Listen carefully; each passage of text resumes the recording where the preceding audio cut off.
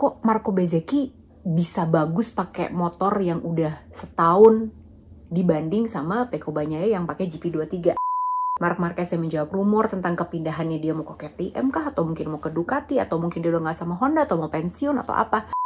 Karena aku memang masih ngefans banget sama Valentino Rossi, jadi aku tuh langsung mengandung bawang.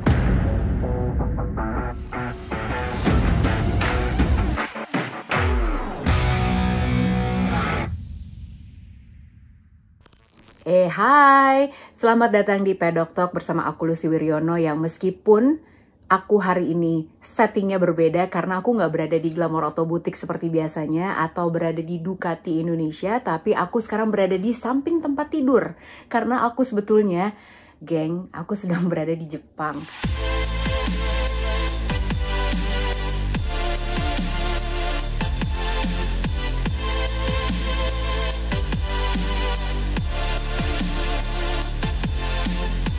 Jadi ya beginilah gitu, kalau di kamar hotel di Jepang nggak bisa ngarep banyak ya, pakai space yang ada aja. Buat kalian yang udah pernah datang ke Jepang pasti tahu banget semua di Jepang itu serba efisien, serba efektif, dan semuanya tuh kecil-kecil. Kamar hotel juga kecil, mau buka koper aja susah, apalagi buka hati.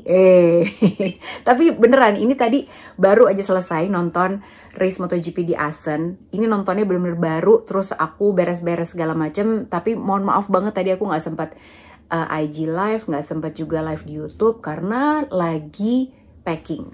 Besok tuh aku mau pindah ke hotel yang lain, makanya nggak sempat. Maaf banget ya.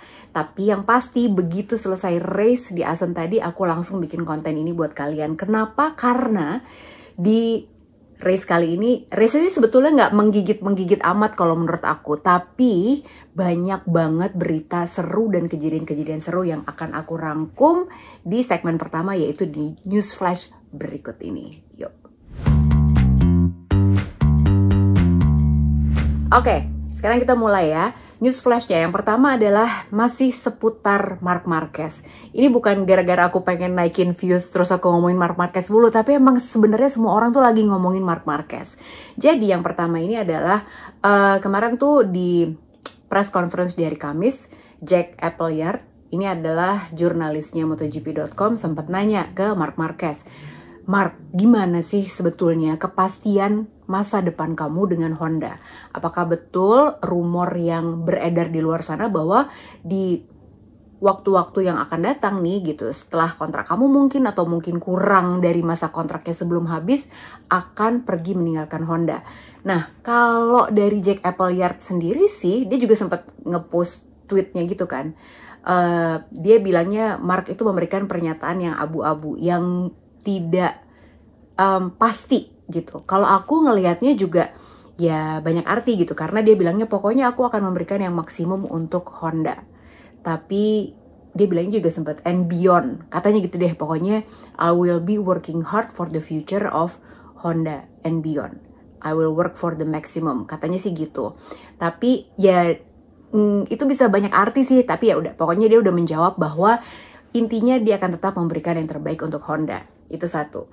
Kemudian dia juga sempat bilang bahwa selama di Assen ini dia tidak akan nge-push karena ternyata dia itu tidak datang dengan kondisi 100% fit. Jadi bahkan rib cage-nya itu juga fracture, terus udah gitu ankle-nya juga cedera.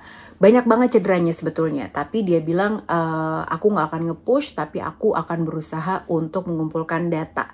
Tapi dia perlu banget untuk melakukan race di Assen ini. Kenapa? Karena setelah Assen ini, MotoGP rider ini semuanya akan libur selama 5 minggu. Makanya Marc Marquez bilang ini bukan kondisi yang ideal buat dia, karena break 5 minggu itu bisa hilang feeling gitu kan sama si motornya. Jadi dia tetap harus melakukan race di Assen. Tapi race atau enggak ya kan kalian udah tahu. Nanti kita lanjutin, oke? Kemudian informasi selanjutnya adalah datang dari seorang Fabio Quartararo yang sempat mengejutkan juga, karena ini juga kayak pas aku dengar beritanya tuh ada lagi macam motornya udah kurang memberi masalah aja ya. Jadi dia katanya lagi running, lagi lari, lagi training gitu. Terus udah gitu dia crash running. Jadi mungkin larinya kekencengan, akhirnya jempolnya dia itu fracture. Jadi sempat dicek di X-ray memang fracture tapi sudah di declare fit, bahkan kalau nggak salah tuh kemarin pokoknya dilihat dulu sampai P1 gimana, kalau udah oke, declare fit dia bisa race, dan ternyata emang dia bisa race.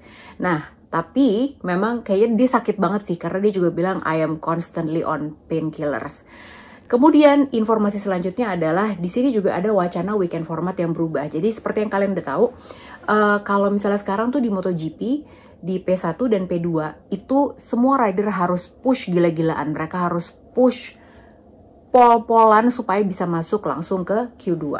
Nah jadi wacananya adalah katanya rider-rider ini dan juga ada beberapa tim pabrikan dan juga satelit yang mendorong untuk dimodif dong supaya yang menentukan masuk Q2 itu di P2 aja, jangan P1, katanya gitu. Nah, tapi terdengar kabar bahwa yang menentang untuk merubah format di tengah-tengah musim ini adalah Ducati. Ducati bilang katanya kenapa harus dirubah sih gitu, karena ribet banget.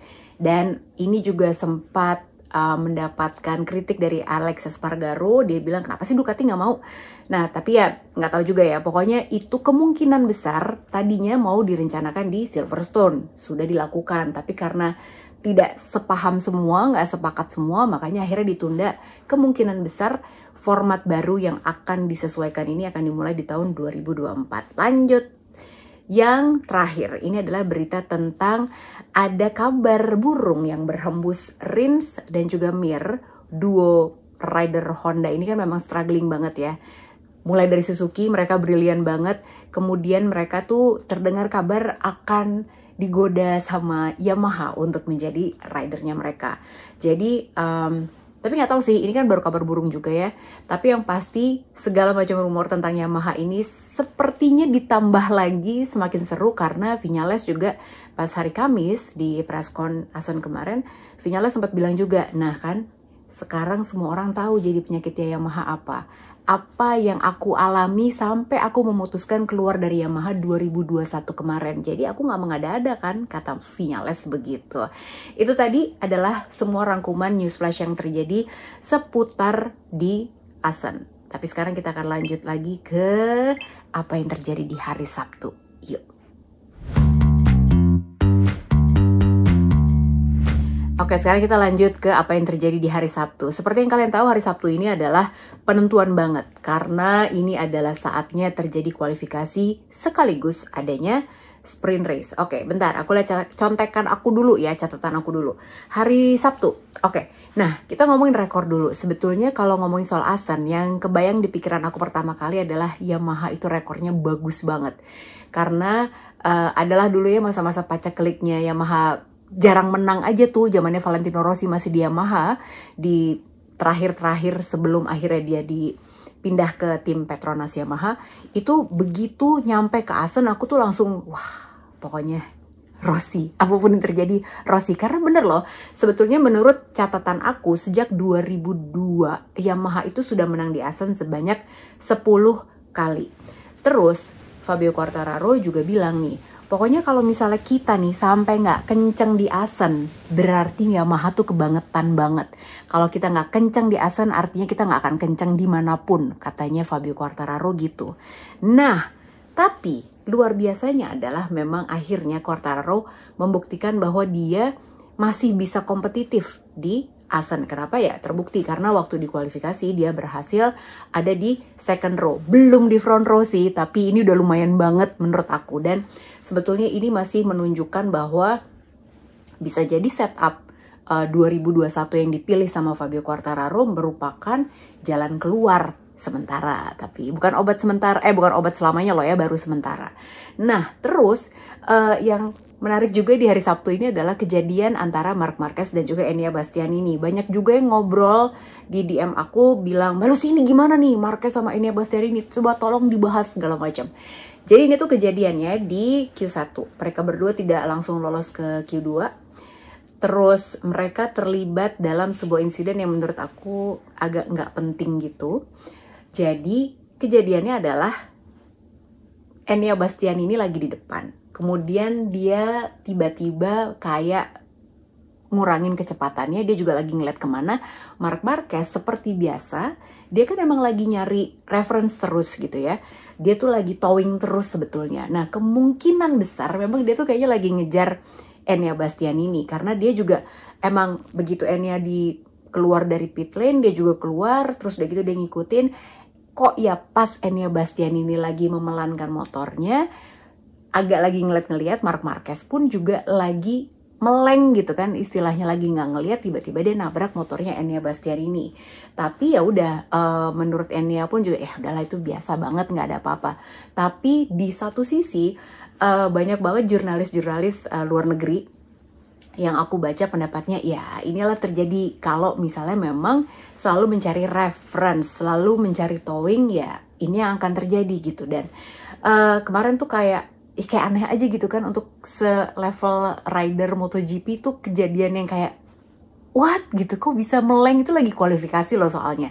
Jadi gitu, menurut aku juga nggak ada yang salah, ya salahnya adalah ya dua-duanya nggak lihat gitu. Dan Enea juga kenapa melanin, dan Marc Marquez juga kenapa harus begitu. Nah, sebetulnya yang aku paling setuju adalah kalau memang udah masuk ke sesi kualifikasi, ada baiknya memang nggak usah cari-cari reference, nggak usah cari-cari towing, usaha aja sendiri. Karena akhirnya ini yang terjadi, membahayakan baik untuk rider itu sendiri dan juga untuk rider lain juga. Jadi mudah-mudahan sih tidak terjadi lagi hal-hal seperti ini. Kalaupun mau cari reference ya mungkin harus lebih aman lagi, karena sekali lagi, cari reference atau towing itu tidak dilarang, nggak ada di rulebooknya FIM, nggak ada. Jadi boleh sebetulnya. Jadi ya pilih sendiri petualanganmu, oke?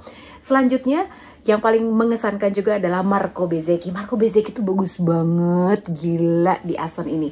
Jadi Marco Bezzecchi ini membukukan 13 pole sitter yang berbeda di 13 Dutch GP. Jadi ini luar biasa ya. Dan banyak juga yang nanya gitu kan sama aku, sebetulnya kuncinya Marco Bezzecchi itu apa sih gitu, kok dia kompetitif banget dan dia sampai pole position, terus mecahin rekor lap juga, jadi kok luar biasa banget, apa rahasianya? Nanti akan aku bikinin satu bagian tertentu untuk menjawab pertanyaan kalian, oke? Tapi yang pasti sekarang kita langsung masuk ke sprint podium. Nah, sprint podium ini juga ada sedikit keanehan.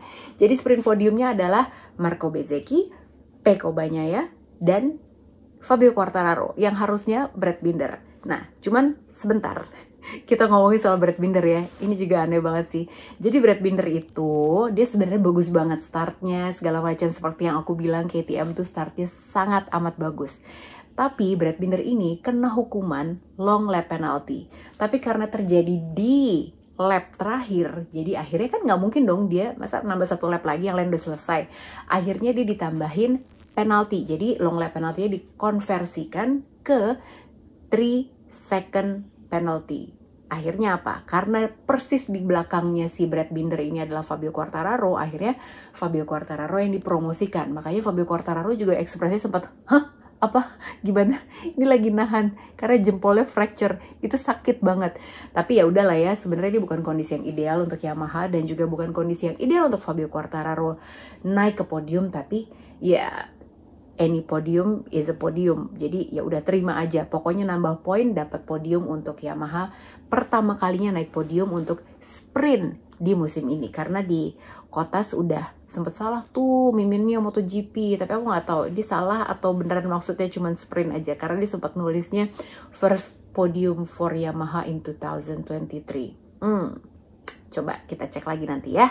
Oke, nah akhirnya Brad Binder juga sempat mengutarakan kekecewaannya. Dia juga kayaknya sebel banget dan dia emosi karena itu kayak, kalau kalian lihat nih, lihat ya footage-nya, itu kayak cuma tipis banget. Dan ya kalau aku jadi Brad Binder juga kayak nggak adil gitu kan. Karena balik lagi gitu, Film Stewart ini banyak sekali dan sampai sekarang ada aja kontroversinya.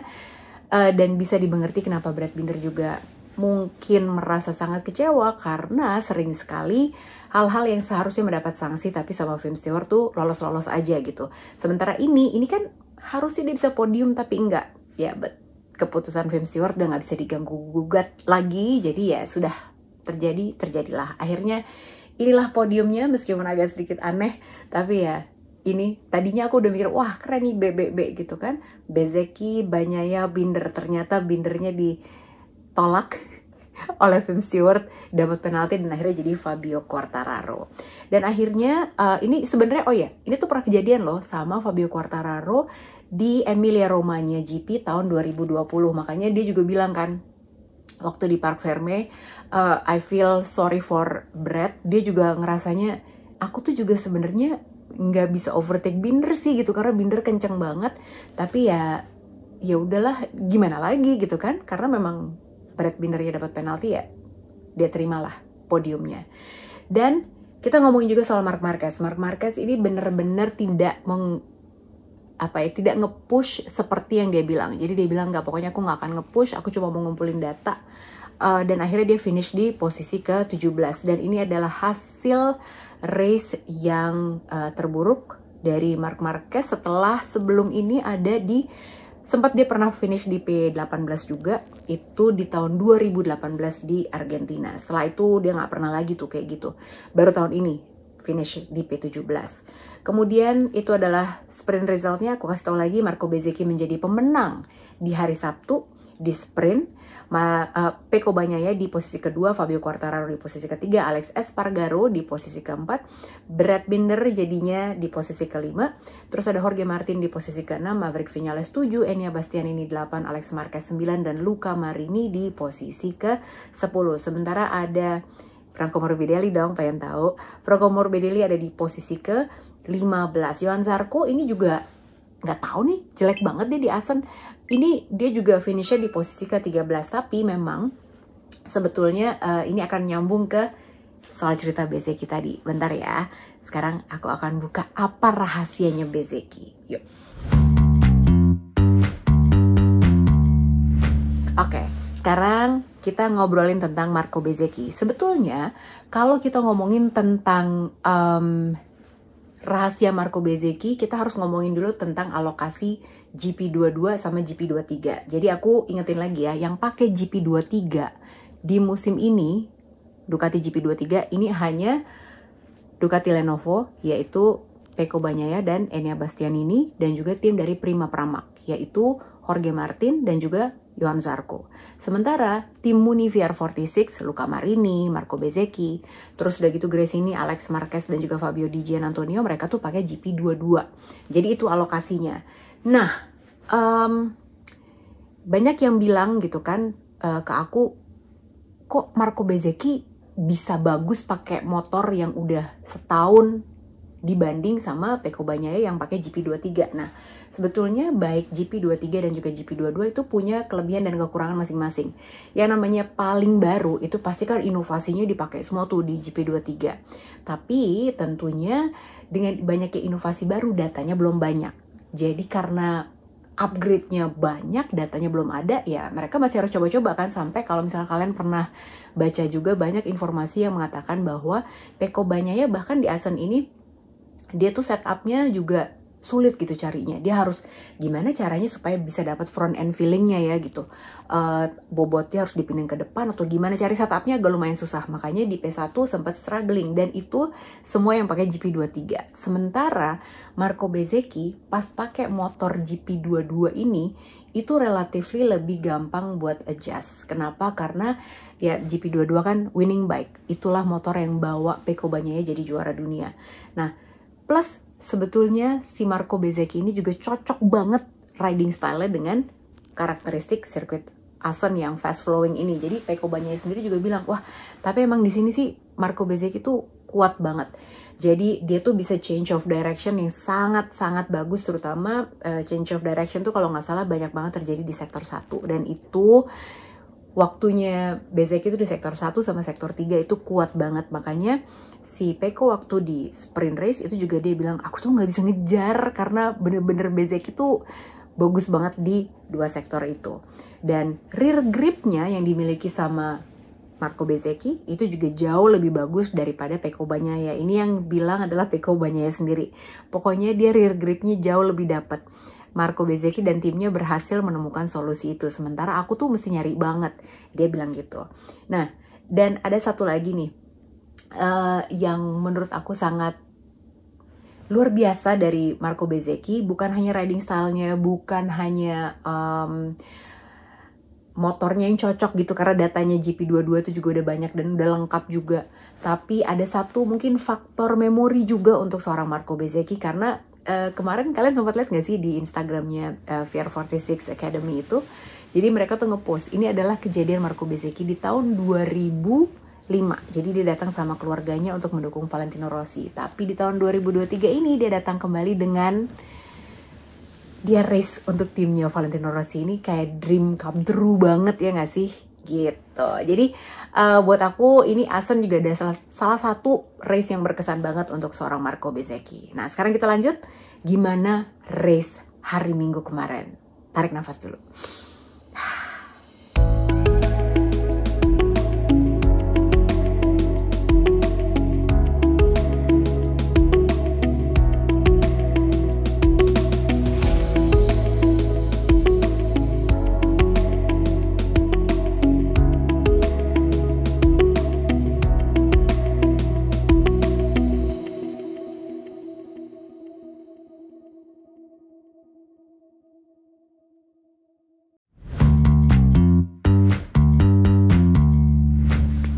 Kita lanjut sekarang ke apa yang terjadi di hari Minggu. Di hari Minggu, tadi kan di segmen yang pertama nih, pas aku opening aku udah bilang kan soal Marc Marquez yang menjawab rumor tentang kepindahannya, dia mau ke KTM kah, atau mungkin mau ke Ducati, atau mungkin dia udah gak sama Honda, atau mau pensiun, atau apa.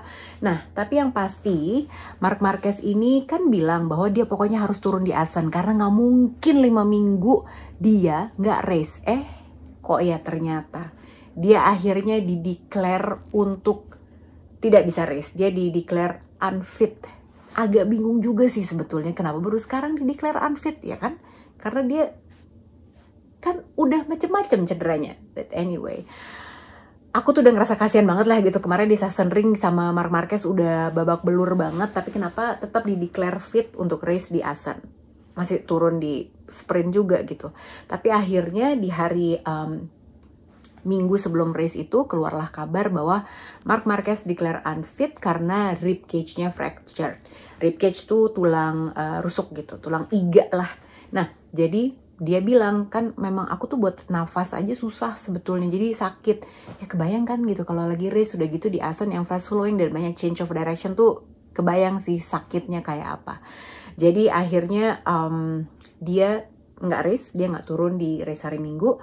Terus banyak juga terdengar kabar, bukan terdengar kabar sih, emang ini press conference gitu ya. Ada press conference yang mengeluarkan pernyataan Alberto Puig dan juga Marc Marquez. Karena banyak banget media-media yang bertanya kepada Marc Marquez tentang masa depannya gimana. Nah statementnya dia dengan clear dia bilang gini, you don't want to make a decision when you're at your lowest point. Jadi kalau diterjemahkan, kamu tidak akan bisa membuat keputusan yang baik di saat kamu dalam keadaan yang tidak baik. Jadi mendingan sekarang tenang dulu.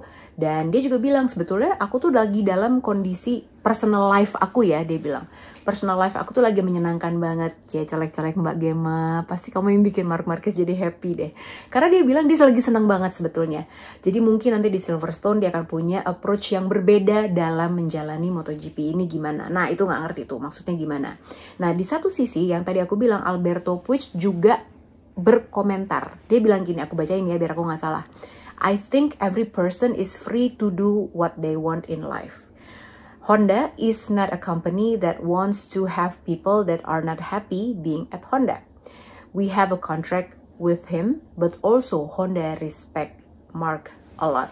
Jadi di sini Alberto Puig tuh bilang semua orang itu berhak dan bebas untuk menentukan apa yang mereka inginkan di hidup ini. Dan Honda juga bukan perusahaan yang ingin orang yang bekerja dengan mereka itu nggak happy, tidak bahagia bersama Honda. Jadi memang kita punya kontrak dengan Marc Marquez, tapi Honda sangat memberikan respect yang tinggi kepada Marc Marquez. Itu artinya apa? Coba kalian artikan sendiri ya. Karena itu baik statementnya Marc Marquez dan juga statement Alberto Puig ini bisa mengandung banyak arti dan banyak tafsir. Jadi aku sih belum mau menafsirkan apa-apa karena masih banyak yang bisa terjadi. Masih ada break 5 minggu, jadi kita tunggu aja. Oke? Nah, kita ngomongin sekarang soal race-nya. Race di Assen dibuka dengan crash-nya Jack Miller. Aduh, sayang banget ya. Jadi Ini front endnya hilang. Miller juga kelihatan kesel banget, dia sampai nendang salah satu aero yang copot gara-gara dia crash. Terus yang paling nyesek juga adalah pasti kalian yang ngefans banget sama Fabio Quartararo dan mengharapkan dia bisa start dengan bagus seperti di sprint race kemarin. Dia startnya bagus banget. Itu jujur aku memberikan tepuk tangan yang luar biasa buat Fabio Quartararo. Tapi sayangnya pas hari Minggu dia startnya nggak sebagus di hari Sabtu. Dan kejadian pula, entah kenapa ya, jadi kemarin pas aku nonton tuh, kemarin tadi, ini Minggu malam loh waktu Tokyo. Dia tuh kan di belakangnya ada Johann Zarco. Nah, aku tahu banget Johann Zarco itu lagi nggak bagus banget di Assen. Lagi kerepotan lah, pokoknya Ducati Lenovo tuh sebetulnya lagi kerepotan, Prima Pramac tuh juga lagi kerepotan, karena entah kenapa tuh kayak corneringnya kurang cakep aja dibandingkan Marco Bezzecchi gitu, atau Luca Marini pun bahkan. Nah, jadi aku udah tahu banget nih Johann Zarco pasti akan bikin repot, karena kalian udah bisa lihat sendiri. Lihat dari sesi kualifikasi, lihat dari sprint, Zarco tuh kayak nggak dapat, dan aku udah deg-degan nih kalau sampai coba overtake kenapa-kenapa nih, bener kejadian. Meskipun sebetulnya bukan gara-gara Zarco. Jadi Fabio Quartararo itu kalau dilihat dari CCTV, dia memang kehilangan front end-nya. Dia emang jatuh sendiri, bukan kena efek apa-apa, justru yang kena efeknya adalah Johann Zarco. Mohon maaf Pak Zarco, saya sempat seuzon. Tapi sebetulnya apa yang terjadi sama Fabio Quartararo dan Johann Zarco ini adalah karena Fabio Quartararo-nya low side, kehilangan ban depannya, kemudian akhirnya dia justru memberikan dampak kepada Johann Zarco. Tapi Johann Zarco kan emang baik banget ya. Jadi pas kemarin crash tuh, dia tahu mungkin Fabio Quartararo juga lagi fracture jempolnya, akhirnya dibantuin segala macam. Dan dari informasi terakhir yang aku dapat adalah Fabio Quartararo dibawa ke medical center untuk dicek lebih lanjut lagi. Terus kita juga ada crash dari Maverick Viñales, sayang banget, padahal Aprilia itu banyak banget yang ngejagoin bisa bagus di Assen, termasuk Paolo Sciabatti aja bilang bahwa aku sih ngeramalinnya Bezzecchi juga pasti akan kencang, terus udah gitu Aprilia dan KTM juga pasti akan sangat kompetitif. Bener banget prediksinya, sayangnya Maverick Viñales-nya crash. Terus Enea Bastianini juga sayangnya crash. Binder ini juga gaspol bagus banget, startnya juga bagus. Terus pilihan bannya, ini yang menarik adalah yang lain pilih hard medium. Bahkan Pecco Bagnaia pas kemarin lagi sprint dia pilihnya hard soft. Kemudian pas lagi race di hari Minggu dia pilih hard medium. Tapi Binder tetap pilih hard soft. Dan fightnya gila-gilaan banget. Keren banget. Pokoknya fight itu yang paling seru ya udah antara Bagnaia, Bezzecchi, sama Binder. Tapi man of the race-nya menurut aku, pilihan aku jatuh kepada Alex Espargaro. Karena ternyata kalau kalian perhatiin di awal race itu dia sempat terkena impact dengan Marco Bezzecchi. Sampai winglet depannya tuh copot gitu kan. Bukan copot sih, pokoknya kayak rusak gitu lah ya akhirnya. Dan aku udah pernah bilang kan, pokoknya kalau misalnya aerofairing itu sampai kenapa-kenapa sampai rusak, itu susah banget race-nya. Dan pasti sulit untuk mengendalikan motornya. Tapi Alex Espargaro luar biasa loh. Dia masih bisa ngedeketin Binder, masih bisa nyolok-nyolok segala macam. Terus bahkan dia itu waktu masuk ke finish line itu tipis banget sama Jorge Martin. Tipis banget dan masih sekompetitif itu. Nggak tahu gimana caranya Alex Espargaro bisa mengendalikan motor dengan aerofairing yang udah babak belur gitu sebenarnya, udah rusak.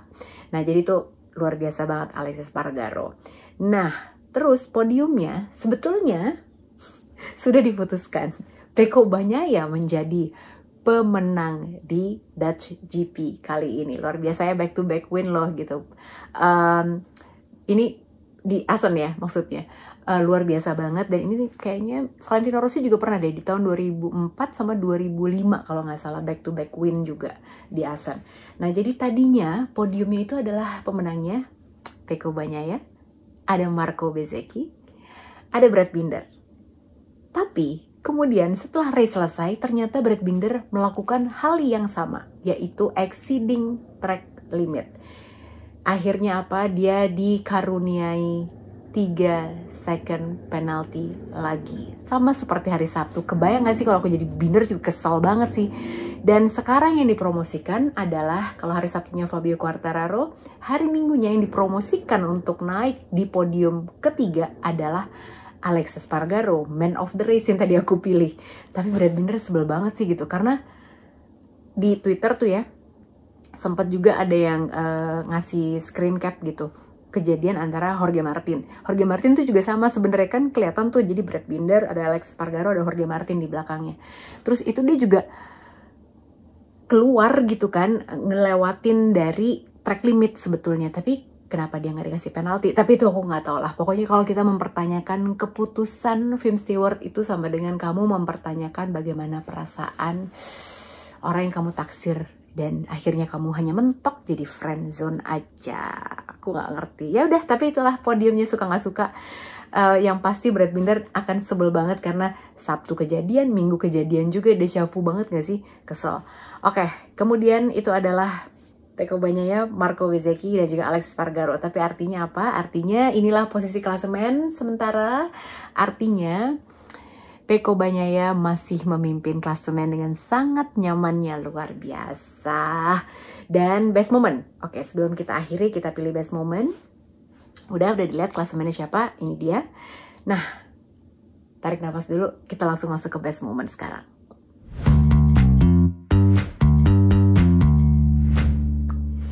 Masih ada di Paddock Talk kan? Masih dong, masih lah. Aku juga masih di samping tempat tidur nih. Udah jam 11 malam waktu Tokyo.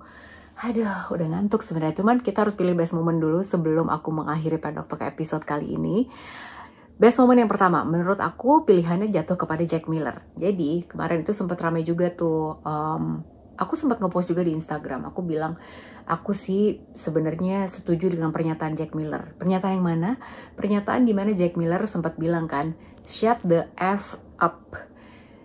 Jangan jadi princess, jangan ngeluh melulu. Jadi dia tuh bilang bahwa, kenapa sih? Pokoknya rider itu dibayar untuk naik motornya. Jangan ngeluh melulu, karena kalau misalnya ngomongin motor yang banyak kekurangannya, semua juga pasti pernah mengalami gitu kan. Nggak ada rider yang tidak komplain tentang motornya. Aku setuju sih. Karena bahkan sekelas Pecco Bagnaia aja, ingat nggak? Di Paddock Talk pernah ada kok. Dia pernah mengeluhkan tentang GP22. Sampai Ducati aja bahkan minta maaf juga gitu ke dia. Oke, maaf ya gitu, karena ini kita malah bikin kamu repot. Sampai sempat terdengar kabar juga bahwa GP22 ini adalah sebetulnya GP21 hybrid segala macam gitu-gitu deh. Pokoknya bahkan sekelas Pecco Bagnaia yang GP22-nya udah cakep banget, dia juga komplain karena memang ya namanya juga rider gitu kan. Nah, tapi dari sisinya Jack Miller ini ada benernya banget. Kenapa? Bukan berarti dia mau mendiskreditkan salah satu rider. Jadi di situ aku lurusin. Kenapa? Karena dia bilang gini. Waktu aku lihat lagi interviewnya dan ada interview lanjutan lah gitu kan, karena kan yang pertama langsung kompor tuh, langsung bikin banyak orang emosi. Tapi kemudian dia bilang, masalahnya adalah kalau misalnya si rider ini komplain, kan akhirnya dunia ini, sport ini jadi nggak sehat. Kenapa? Karena si pabrikan yang dikomplain ini kan pasti dia juga image-nya gimana sih? Ibaratnya nih, kalau misalnya kamu kerja buat sebuah perusahaan, tapi kamu ngejelek-jelekin perusahaan di tempat kamu bekerja. Apa ya yang punya perusahaan nggak marah? Ya kan pasti marah ya, gitu intinya. Terus dia bilang kalau misalnya sampai si pabrikan ini ngerasa bener juga ya, apa janjian aku udah nggak bisa bikin motor yang kompetitif kali, yaudah deh kita keluar aja. Akhirnya iklim dunia MotoGP ini menjadi tidak sehat dan jadinya nggak seru, katanya Jack Miller. Benar juga sih sebenarnya, ya kan? Sebetulnya ada benernya loh gitu. Mungkin dan dia juga bilang sih, ya mungkin aku terlalu Australia banget lah gitu. Aku terlalu jujur dalam menyampaikan pendapat, tapi aku tetap bertahan pada pendapat aku. Jadi intinya dia cuma pengen iklim yang sehat untuk olahraga ini. Cocok, setuju Jack Miller. Viva Miller pokoknya. Terus momen yang kedua ini adalah karena aku memang masih ngefans banget sama Valentino Rossi, jadi aku tuh langsung mengandung bawang. Karena pas dia ngepost C Prima Villa Ragazzi, what a front row you guys gitu kan. Jadi di Instagramnya dia ngepost gitu, karena itu Muni VR46 ada 2 orang di front row, ya kan? Ada Marco Bezzecchi, ada Luca Marini. Terus udah gitu ada Pecco Bagnaia juga. Ini ketiganya adalah VR46 Academy Rider semua. pole positionnya Marco Bezzecchi mecahin rekor pula, bangga gak sih gitu. Terus ada Pecco Bagnaia, terus ada Luca Marini adiknya dia, gila kurang bangga apa. Dan dia sempat ngepost lagi fotonya abis sprint, jadi Pecco Bagnaia lagi pelukan sama Marco Bezzecchi, dan itu pelukannya lucu banget. Jadi Marco Bezzecchi meletakkan kepalanya di pundak Pecco Bagnaia. Aku tahu pasti mbak-mbak di luar sana banyak yang pengen kan seperti Marco Bezzecchi. Nanti ya, mudah-mudahan ada kesempatannya. Nggak boleh, udah punya pacar. Nah, jadi sebetulnya emosi ini yang menurut aku bukti keberhasilan seorang Valentino Rossi yang punya visi bahwa VR46 Riders Academy ini bisa melahirkan talenta-talenta baru yang mematahkan dominasi Spanyol. Karena Spanyol tuh dulu punya banyak banget rider-rider yang kompetitif, sementara orang Italia itu tidak sebanyak itu. Makanya dia membentuk VR46 Riders Academy gitu. Jadi itu momen yang kedua pilihan aku. Yang ketiga adalah momen pilihan aku adalah bukan dari kelas MotoGP, tapi ini dari kelas Moto2. Kenapa? Karena ini saking spesialnya. Aku tadi nonton juga race Moto2. Race Moto2 gila parah, seru abis. Sampai belibet kan. Jack Dixon. Aku memilih momen yang ketiga yang paling pecah adalah Jack Dixon. Kenapa? Karena ini adalah momen pertama kali dia menang GP. Luar biasa banget ya, dia menang Moto2 untuk pertama kalinya, dia nangis, bahkan di situ juga ada bayinya ikutan juga ke Asen, terus udah gitu dia sempat lari dulu ke boxnya, terus udah gitu dia cium dulu, ada istrinya juga, dia mengucapkan banyak terima kasih. Dan pas di interview Parfum itu dia bilang neneknya juga lagi sakit sebetulnya, terus lagi di rumah sakit, dia bilang ini kemenangannya buat kamu katanya, untuk nenek aku yang lagi sakit. Terus ya buat aku menyenangkan sih gitu. Dan race Moto2 kemarin tuh juga heboh banget, fightnya Pedro Acosta sama Fermin Aldeguer juga keren banget, jadi menyenangkan. Jadi kalian kalau lagi nonton MotoGP pasti nonton Moto2 juga, karena aku juga lagi nungguin nih Pedro Acosta. Lagi banyak gosip-gosip juga bahwa katanya dia minta dinaikin segera ke kelas MotoGP, begitu ceritanya. Oke, itu sudah semuanya, berarti abis ini kita libur dulu 5 minggu. Paddock Talknya terus gak nih? 5 minggu loh, lumayan lama nih, 1,5 bulan kita nggak ketemu. Tapi sebetulnya aku bisa tetap bikin konten sih, tapi nggak tahu, terserah. Jadi silakan tolong dikasih input ke aku, dikasih feedback. Kira-kira apakah kalian pengen aku isi juga 5 minggu ini? Terus kalau misalnya kan lagi nggak ada race MotoGP nih, F1 sih masih ada. Tapi menurut kalian, kalaupun aku mau terusin Paddock Talknya selama summer break ini, kira-kira kontennya tentang apa? Apakah mau tentang MotoGP atau tentang aku jalan-jalan? Atau kalian mau lihat aku jalan-jalan di Jepang mungkin? Boleh juga. Kasih tahu ya di komen di bawah ini. Dan jangan lupa next race-nya adalah 7 Agustus 2023 di Silverstone. Dan pastiin kamu tetap untuk like, subscribe, karena aku tuh masih punya 100.000 subscriber giveaway. Jadi salah satu hadiahnya adalah t-shirtnya Pecco Bagnaia World Champion tahun 2022. Dan juga kayaknya mudah-mudahan ya gitu, aku semakin mendapatkan kabar yang bagus nih, bahwa kayaknya aku akan mengajak kalian bersenang-senang. Maksudnya gimana? Nanti dulu, pokoknya kalian harus subscribe, harus deh tuh, harus subscribe. Dan pokoknya share ke teman-teman kalian yang lain, terutama buat yang suka banget sama MotoGP. Jangan sampai ketinggalan aja, oke? Terima kasih banyak sudah nonton Paddock Talk kali ini. Mohon maaf kalau sekali lagi kondisinya aku harus di samping tempat tidur seperti ini, tapi jangan lupa ya, nih tampilan YouTube-nya seperti ini, oke? Jadi kita ketemu lagi.